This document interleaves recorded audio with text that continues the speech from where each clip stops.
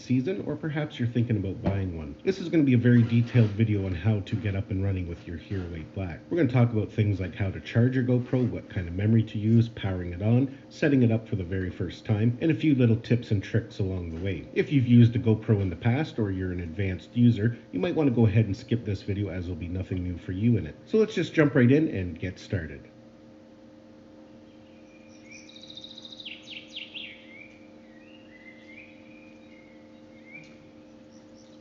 So the Hero 8 Black is GoPro's latest GoPro. It got released in September of this year. Every year when they release a new GoPro, I like to make a beginner's guide for it. GoPros are becoming more and more popular every year. Of course, it's great for sports and different action scenarios like that, but as GoPros advance every year, they become more of a great camera for everyday use. Personally, I like using the Hero 8 Black because it's a nice durable camera, it's waterproof, and it's great for taking on holidays and when out adventuring. It's waterproof right out of the box, so it's great for days at the beach or around the pool. It has super stable footage, so if you're a vlogger or thinking about getting into vlogging, the Hero 8 Black is a great choice. So let's just get started and we'll get right into our guide. This video could be a little bit long, so feel free to pause it as necessary. You may decide to watch it over a period of time. It's a good idea to maybe bookmark this video, and that way you can always come back and reference it later. So to get started here, we're going to talk about taking it out of the package first. I've seen people in the past, they'll just rip the cardboard off, and you kind of want to avoid that if possible. The reason being that keeping the box in good shape does help with resale value. Maybe down the road you want to upgrade to a newer model,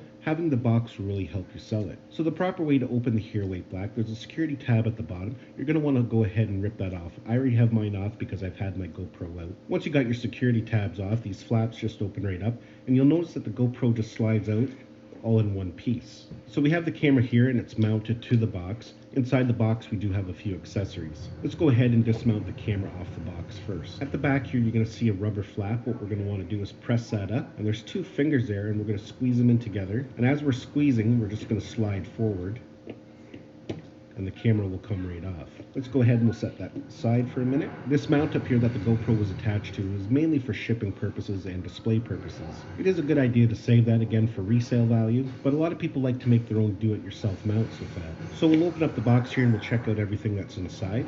First off, we have some literature here. We have kind of a quick start guide. We have some safety instructions, we have some stickers, and some warranty information. We'll open up that side flap and you can see that we have a few accessories inside the box there. Let's go ahead and take them out. Once you've got them out, that's all in the box. There's nothing else on the other side. So in there what we have is a battery. GoPro released a new battery this year for the Hero 8 Black. You can tell it's the new series of batteries because it has a blue end. Older GoPro batteries had a black end. Inside the package we also have a charging and data cable, and we have a sticky mount. Now this is a curved surface sticky mount, so it's good for sticking to things like helmets and anything that has a curved surface. We're going to talk about mounts a little bit more here coming up. So let's take our GoPro here, and right now it's on what's called a buckle mount. So we're going to remove the camera from the buckle mount. What's holding it to the buckle mount is a thumb screw, so we're just going to take that off. Set that aside, and then we're going to pull the camera off the buckle mount. There's an extra plastic piece on the buckle mount right now. You can go ahead and take that off and throw it away. It's only put on there for shipping purposes to keep the camera from tipping over in the box. So just remove it like that, and then again, like I said, you can go ahead and throw that piece in. So let's take a look at the Hero 8 Black right now, and we'll get familiarized with all the buttons. On the top here we have a shutter button. That's how we record videos and take photos. On the side here we have a mode and power button. On the front here we have a small LED screen. Displays a little bit of information for us. On the bottom here we have our finger mounts, and it's kind of a new setup this year. In the past there was a frame that the GoPro had to sit in that had the finger mounts on it.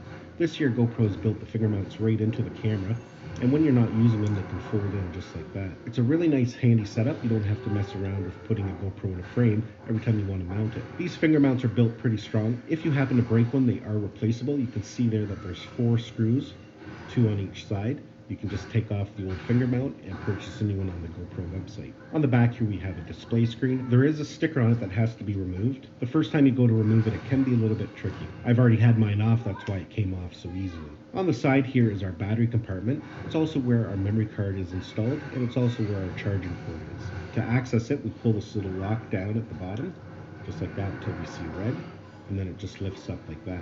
This door can be removed, so if it does happen to come off, don't be alarmed. It is designed to be removed.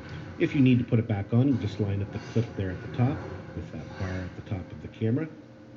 And it just clips in like that. You'll notice here on the door there's a red mark. That's to signify that it's open. It's a good thing to always check to make sure when you're going in water that you don't see any red on that lock. To shut the door, we just press and then make sure it's locked in.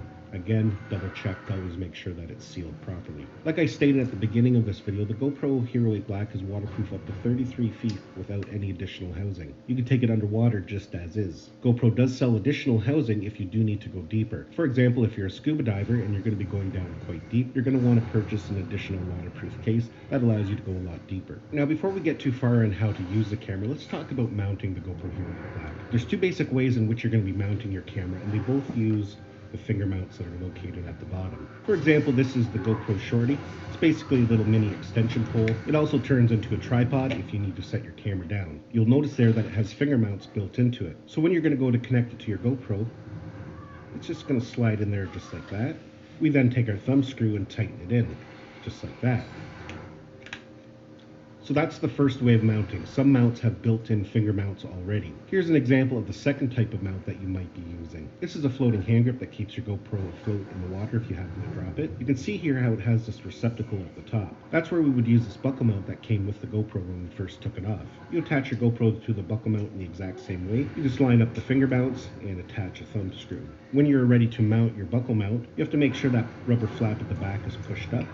Then it will just slide right in until you hear it click, and then you push the rubber flap back down. That rubber flap basically prevents these fingers from being pushed in accidentally and the camera falling off. Now, the benefit to using a buckle mount like this is that you can go from one accessory to the other without having to undo your thumb screw every time. Some accessories use the buckle mounts, others use just finger mounts, but at the end of the day, they both work well. Now, before we continue here, we need to install the battery and we need to charge it up. I would recommend before you turn the GoPro on the first time, install the battery and charge it up fully. These batteries don't ship with a lot of power in them, and sometimes there's not even enough to get through the setup procedure. So let's talk about how we charge our GoPro.